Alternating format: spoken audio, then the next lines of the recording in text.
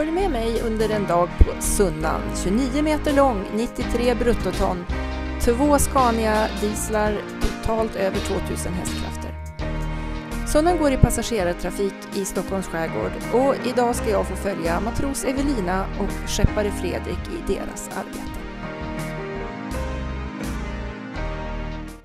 Typ när de frågar på dagis så var det alltid sjökapten jag svarade på vad jag ville bli. Var det så? Ja. Men alltså, du måste ju ha sett det någonstans. Det måste ju... Ja, jag tror att det är min morfar var till sjöss. Men jag har liksom aldrig känt min morfar för han gick bort när jag var liten. Däremot så har ju hans uniform alltid hängt i garderoben hos mormor.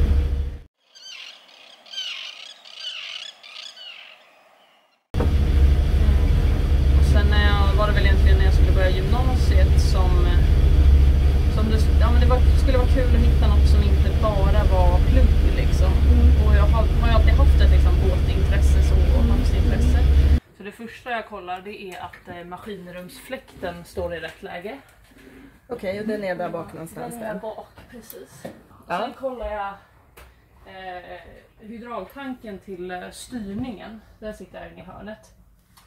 Sen har vi nästa hydraultank och det är till bogpropellern. Den sitter här inne istället. Ja. Och där har vi ett likadant rör. Ja. Och den ser ut att vara ungefär som den har varit tidigare. Det ser jag nivån, ja, just det. Precis, så att, den ser också bra ut. Ja, vilken tur. Jajamän. Han är alltid glad när det ser bra ut. Ja, eller hur? Okej. Sen ska vi kolla backslaget här. Då sitter en liten oljesticka här inne. Och motorer som jag har ju samma. Här blir det ju svart. Precis, så där har vi svart olja och det där är motoroljan då. Precis, och det här ser också okej ut. Och det här är den ena utav motorerna nu, för det finns två, eller hur? Precis, det finns Så en till på ja. andra sidan. Och så nästa steg, då ska vi kolla kylvatten i den här maskinen då. Och då får man klättra in lite här. Jaha. Jag kör lite morgonyoga här varje Ja. dag. Här inne sitter ett litet Jättebra. lysrör. Ska man backa ut lite här igen.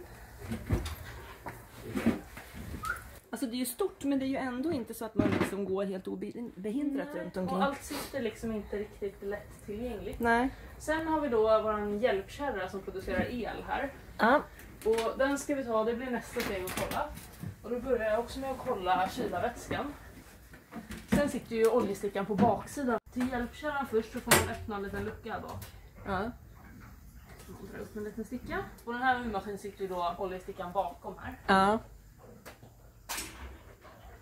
Här kan jag visa. Här har vi kylarvätskan. Så där ser det nivåer ut. Precis, där ser man kan man se det, ja. Precis.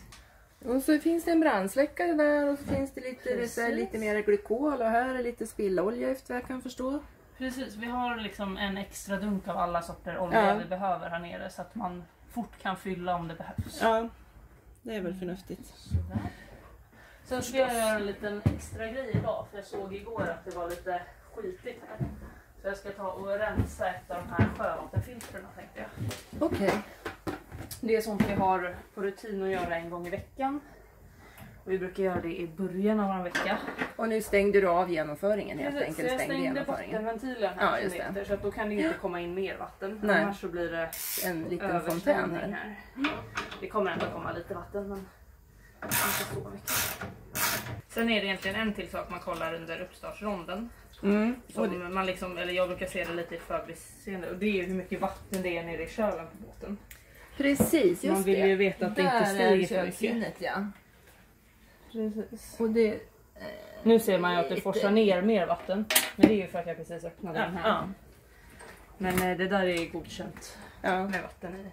Och så det finns en automatisk länspump föreställer jag mig också. Det finns ingen automatisk länspump. Nej, okej. Men Så det vi har så att vi kan fylla över i en sludge-tank, i en sån här spilloljetank. Ja. För att maskinrums vätska får man ju inte tömma i havet. Det måste ju samlas upp. Just det, precis. Så det har vi. Det finns ju en länspump men den använder vi bara om det är nödläge. Men du har alltså maskinbefäl klass 8 också. Ja. Just det. Det är väldigt praktiskt med den här för den har ju så här genomskinligt glas på toppen. Just det, så då kan man se. Då kan man se om det är massa sjögräs eller inte. Det där behöver vi en liten närbild på. Ja, lite natur som har kommit in här. Precis. Jag brukar ta med någon hink som man kan ta med där i. Ibland brukar det vara någon fisk där nere. Det brukar vara lite fiskar som sugs ner sådär. Så det är lite gott och blandat. Hade någon liten orm häromdagen. En liten orm? Ja, men någon liten sån här mini-ål eller något, jag vet inte riktigt. Någon slingrande liten grej. Och sen brukar jag inte riktigt vilja hoppa på igen. Ja, man satte den på. Ja. Precis.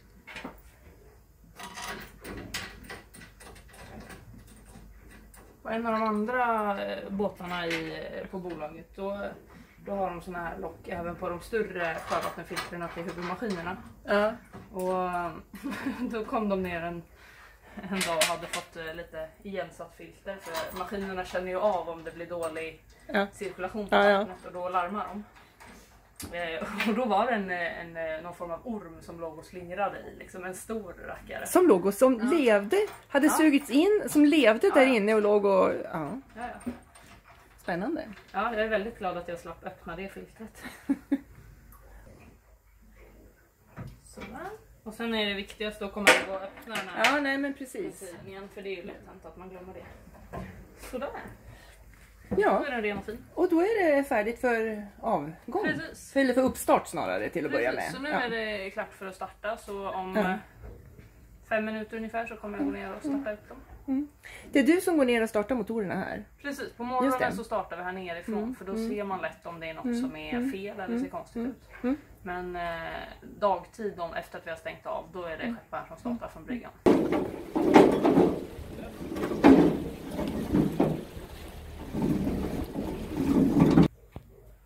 Man förvärmer lite. Och så startar man.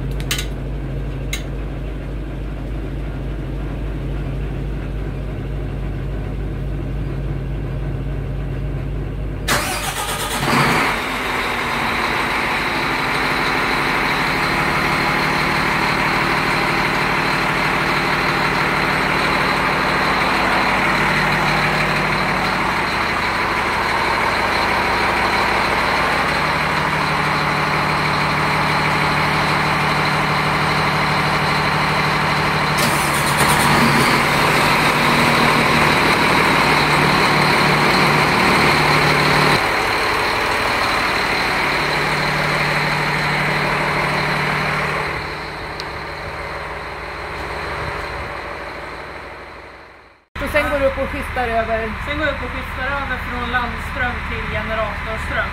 Efter det går jag ner och startar kompressorn. Men det gäller att man har rätt ordning på saker och ting. Ja.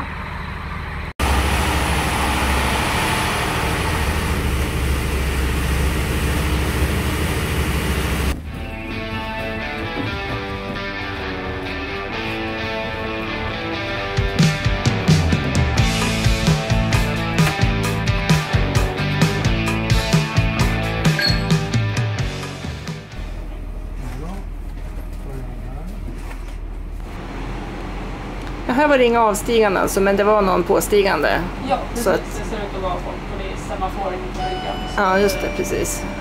Då ska vi göra stopp här på någon som vill åka med oss eller om de vill åka med nästa båt. Ja, och den kommer alldeles efter så att det vet man inte i det här skedet. Precis.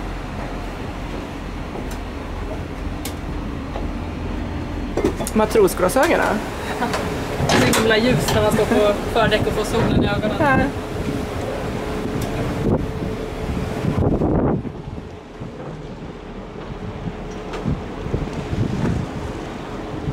Två spakar. Den ena styr att höjden på landgången och den andra kör ut och in då. Okej.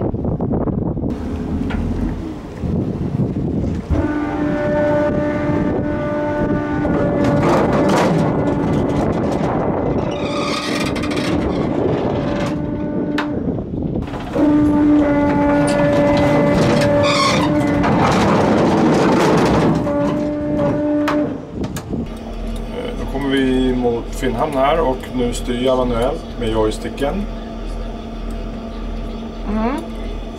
Och sen är det 2 reglage då. Och det är ju 2 propellrar, en babord och en styrbord. Och som du kan göra fram och bak oberoende av varandra. Oberoende av varandra, precis. Gör du ett utrop också? Då närmar vi oss Finnhamn, nästa brygga Finnhamn, båtbyte till, jag gissar att det är Roslagen som ersätter Viberö här, kommer en bit bort här. Om man vill fortsätta mot Stockholm. Sunnan fortsätter mot Sandhamn. Och nu har vi vinden i ryggen så nu behöver vi inte ta någon hänsyn till vinden egentligen. Så nu kan man köra och bara sikta rätt på bryggan här.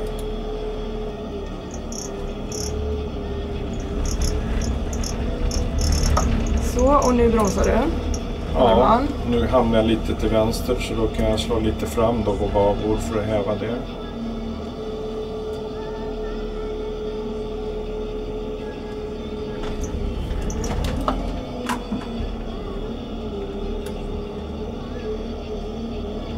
Tar vi hörnan här eftersom vi får en till båt på väg hit. Just det, precis.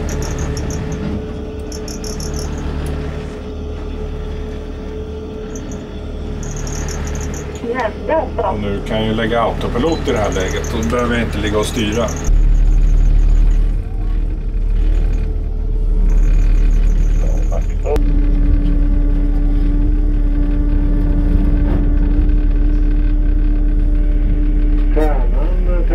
Det är någonting du ser? Kom.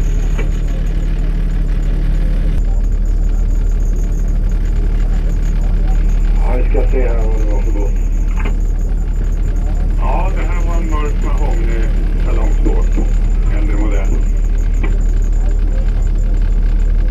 Ja, jag har nog kommit lite för långt nu. Cinderella 2 pekar rätt på dem där. Jag vet inte om du kan höra med dem. Ja, status nämnde. Ja, hejsan.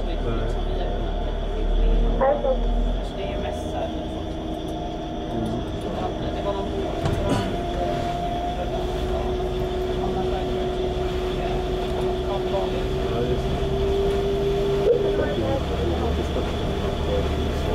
Då har det blivit mycket segling.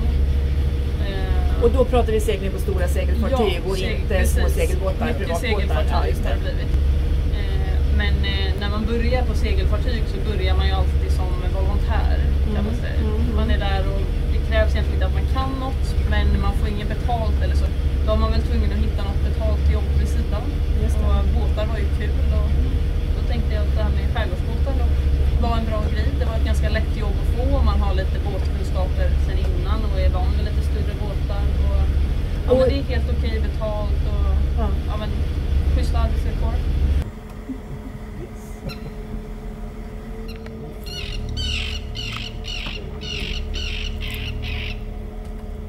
Man måste ha en klass 7 och sen så måste man ha, för att få köra skärgårdsbåtarna så behöver man ha 18 månaders sjötid. Men så att du har alltså klass 7 men det är ett certifikat som saknas för att du ska kunna köra som skeppare? Precis, utöver det här klass 7 så måste man ha lite olika certifikat.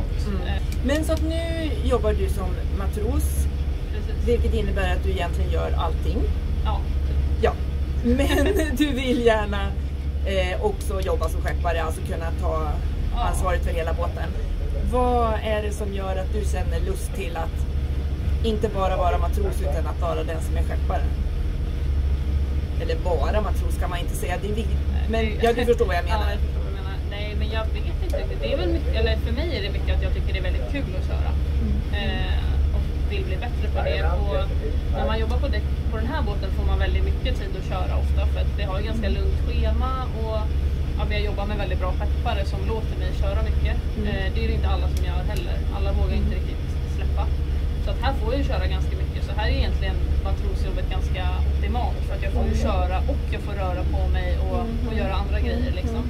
Men på många båtar så är det ju antingen eller. Där finns det ju inte tid eller rum för att få köra. Och jag tycker det är väldigt kul att köra. Så att det vore, ja, men det är nog därför jag... Och sen så är det, alltså jag tycker alltid det är kul att lära mig nya saker. Och liksom att fortsätta klättra uppåt på pinnen blir ju att lära sig nya saker. Precis. Och vad är det roligaste med själva körandet då? Är det de här trixiga manövrarna eller? Ja, det är nog vad jag tycker är roligast. Ja. Just det här med att inse att man kan hantera båten oavsett vart man är. Att det alltid löser sig, att man har kunskapen som räcker. Vet du hur många kvinnor som är anställda som skeppare inom skärgårdstrafiken i Stockholm? Nej, jag har faktiskt ingen aning. Jag har jobbat med ett par kvinnliga skeppare. Så att det finns, men jag vet inte hur många. Nej. Jag tror inte att det är så långt bort att det kommer vara mer kvinnliga skeppare heller.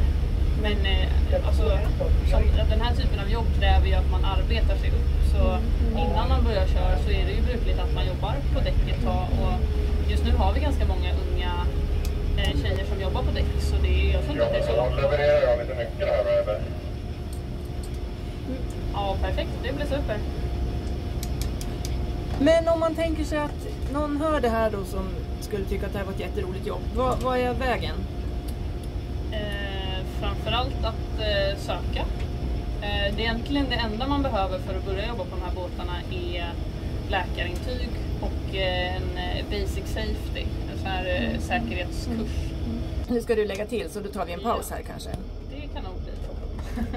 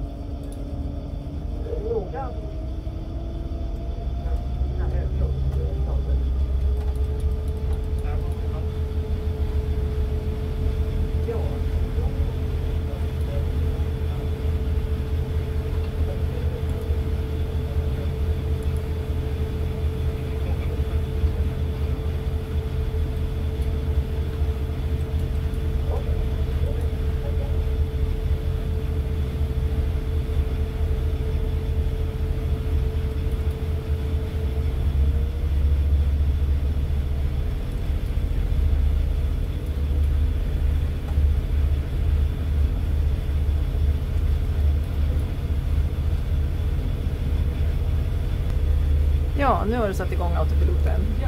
Ja, men jag tänker, du säger söka, då tänker du alltså att man kan börja med att helt enkelt söka en däckstjänst utan att ha särskilt mycket mer bakgrund än den här basic safety? Ja. Ja, så kan man absolut göra.